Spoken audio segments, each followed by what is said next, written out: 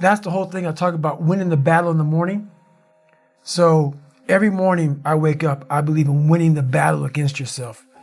People say, why do you say that? Because there's a lot of things you can control. When you wake up, I talk about making your bed. Make your bed. Make sure your house is clean. Make sure you get your breakfast. Make sure you shower, shave. Whatever you're doing, control that. Don't hit the snooze button. All these things are very important. That's been told a lot of times. Why don't you hit the snooze button? Because you wake up already failing. You're already behind the power curve. So what happens when you hit the snooze button? You may not make your bed. You may not do your hair the way you want it. You may not pick the right clothes out in the morning time. And I go back to this real quick. Remember how you had a job interview for a job? We've had several of them in our lives. What did you do the night before that job, weeks before the job interview, when you knew you had it? You prepared you had a bowl out for your oatmeal, your cereal, whatever you had in the morning time. Your coffee cup was out. Your clothes were laid out. You studied, you rehearsed, you were ready. You brought your best self. You were going to war with yourself because you wanted that interviewer to see your best self. You won. You got the job. After a few months in that job, you look around, I got the job.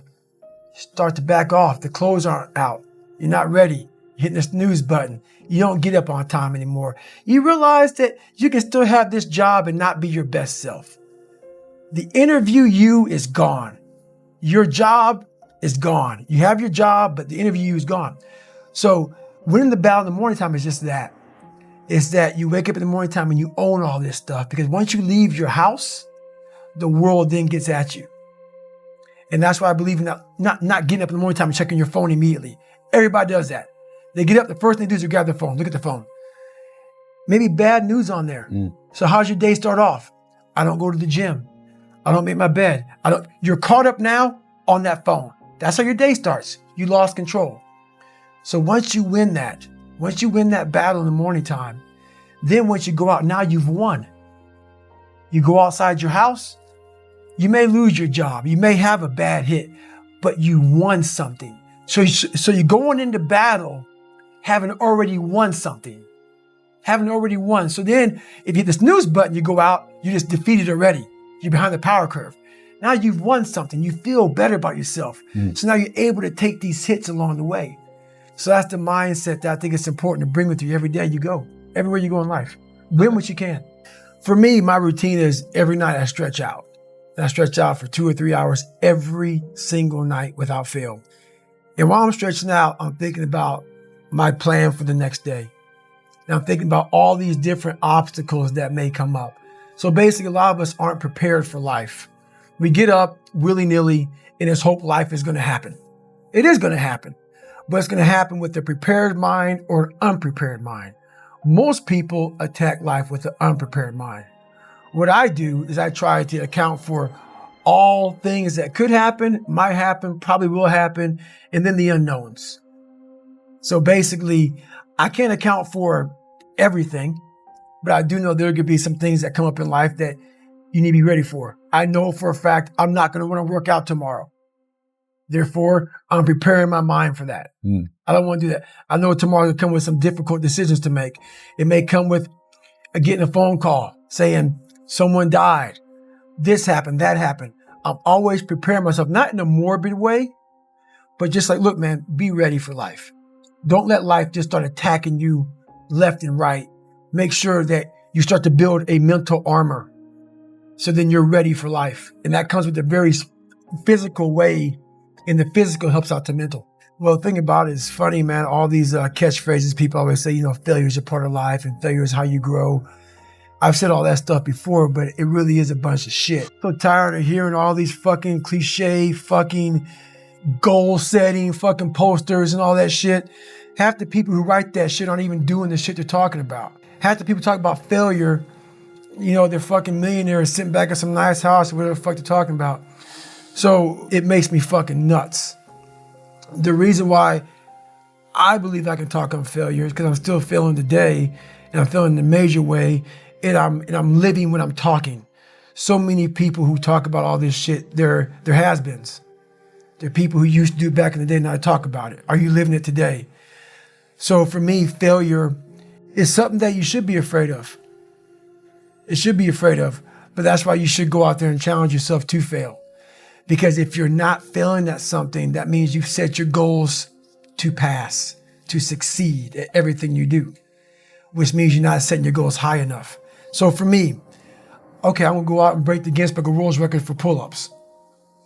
Lofty goal, which is why I failed it twice before I finally got it. I knew going into everything I've ever done in my life, Navy SEAL training 3 times before I got it. Everything I've ever done in my life took me 3 times before I got it. I knew that there was a huge possibility of failure. But what I gained from failure is this. When you see a movie and you watch a movie about a person who keeps failing, and at the end, they succeed, how do you feel after you watch that movie? I was able to put myself there and say, God, man, how much do you feel now that you finally got there? That's what failure has done to me. I've watched so many things and watched someone succeed at the end of it. It's like, God, I want to feel like that. But failure causes that one feeling. Without that failure involved, you don't have that feeling. If you just pass and you succeed and you're great, that feeling, yeah, okay, I'm good. What takes you years, months, years to accomplish because you just can't get over the hump, but you continue going back to the drawing board. You're looking for those few seconds after you finally figure out the equation, whatever the equation may be, to get you to finally pass, to succeed. I live for that feeling, but I can't get that feeling without going through, I failed this equation. I failed this one. I failed this one. I failed this one. Oh, I'm figuring it out. So you start to feel it before you even pass, before you even get to the success part. And then once you succeed, the feeling is unbelievable. And you take that feeling of success through failure and you put it in your cookie jar. And you say, I'll come back and get you again. I'm going to need you again down the road in my life to call on you. Like, for instance, I see men and women now are almost all the same. I see women carrying bags. I see women opening their own doors. Like, this whole world is kind of meshed into one big person. All these customs and courtesies, all these things are just gone. Like, you know, the second that bell rings when the daggone airplane parks, everybody's just up. Versus a man seeing a woman they sit by and say, hey, ma'am, is this your bag? It's all these small things. It's all these small self-disciplines. We're always rushing, aren't we? We're rushing everywhere. We're rushing. People aren't holding doors. It's all these small things, these small disciplines. Why do you make your bed in the morning time? When I was in the military, I never forgot. I was like, why the fuck are we folding our shirt up this way? Why? Why am I making these hospital corners 45 degrees and then folding my bed back 6 inches, the size of $1? Why am I doing this? All these small things that we do in life are building your mind up for discipline. And all those disciplines are gone. So that's the one thing that we're definitely missing is self-discipline.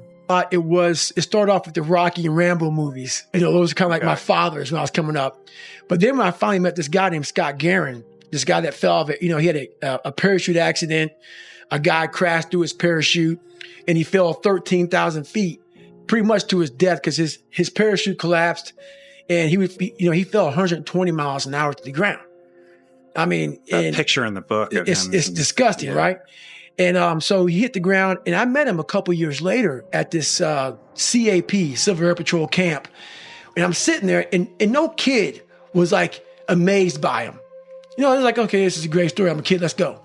I'm sitting there, he comes out, and I was amazed by Rambo. Like at a young guy, like, oh my God, this is the real Rambo. He came out, he had, he got his throat cut open to open up his airway. And so I saw he got trached, and I saw all these different things. I was like, my God, he came out talking all like Clint Eastwood and he shared the story and it's all hardcore. And I started following this guy, but he didn't know I was following him. So for a week long, he did push-ups and flutter kicks. And I was like, man, that is the real Rambo. I was looking for strength my entire life.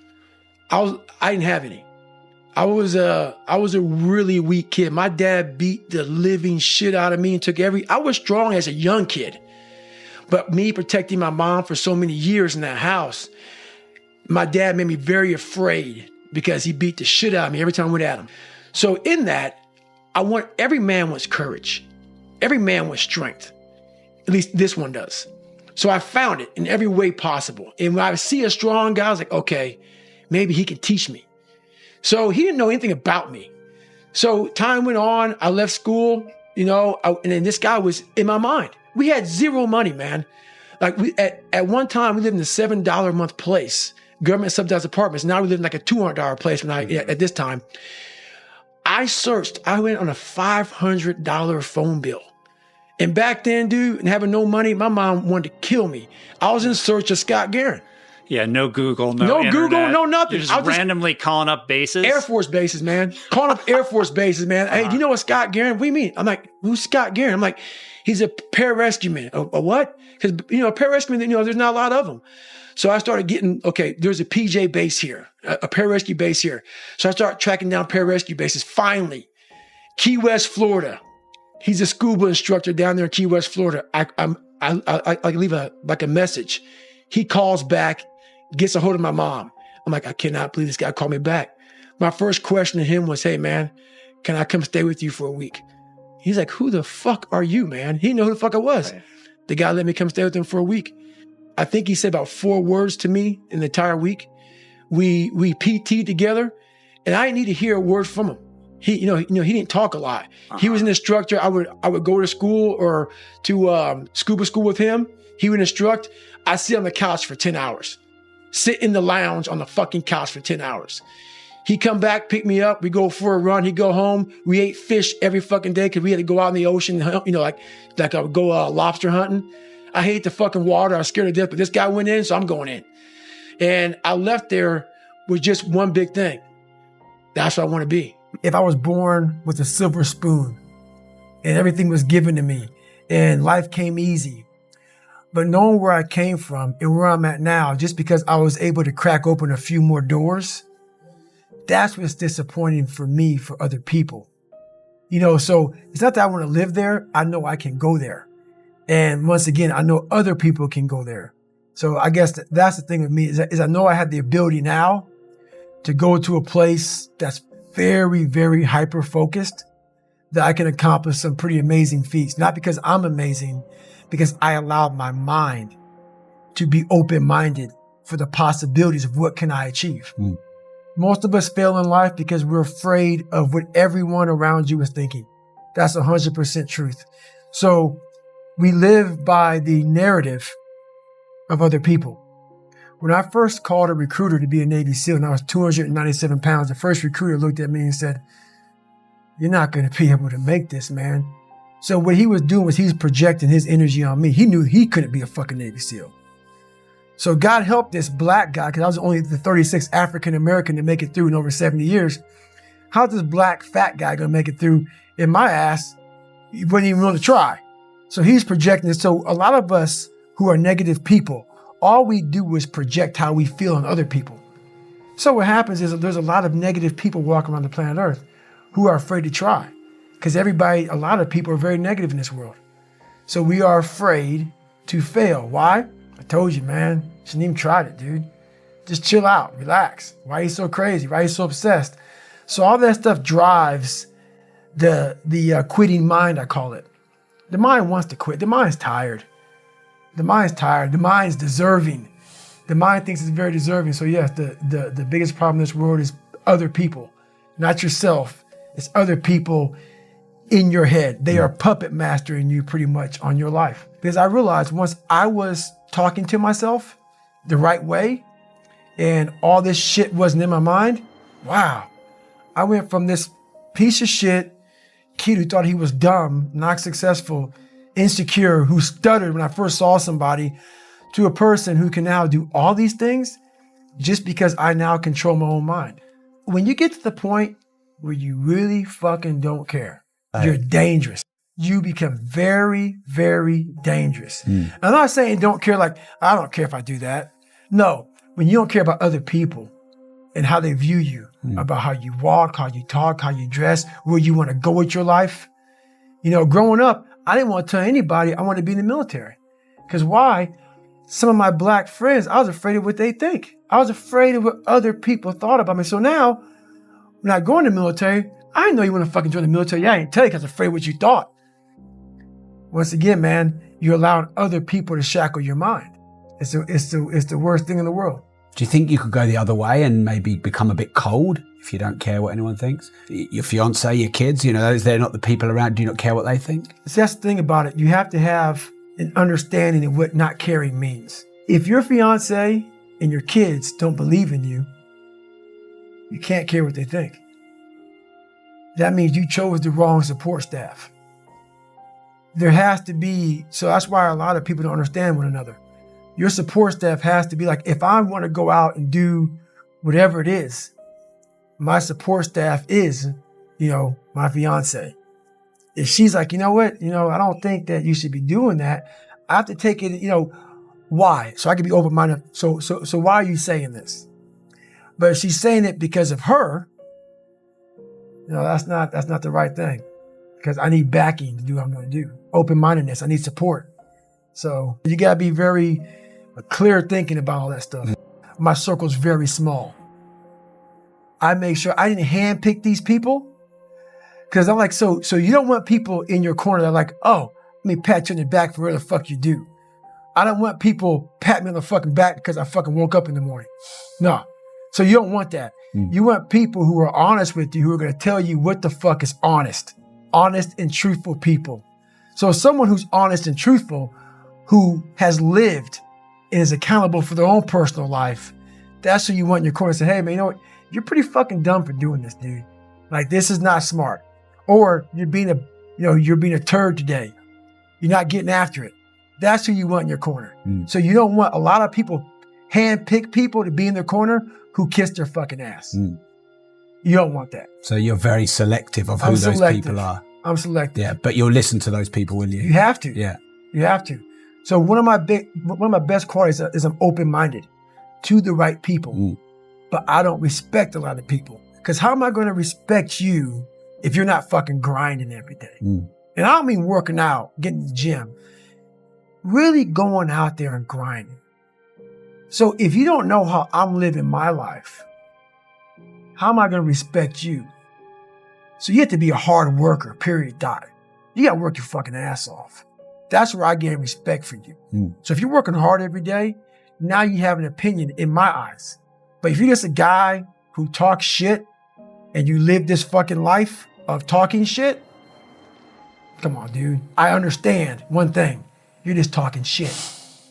But if I see you every fucking day of your life trying to be better, every day going through all the wickets to be better, you got my attention. I respect you now. So respect is the first thing.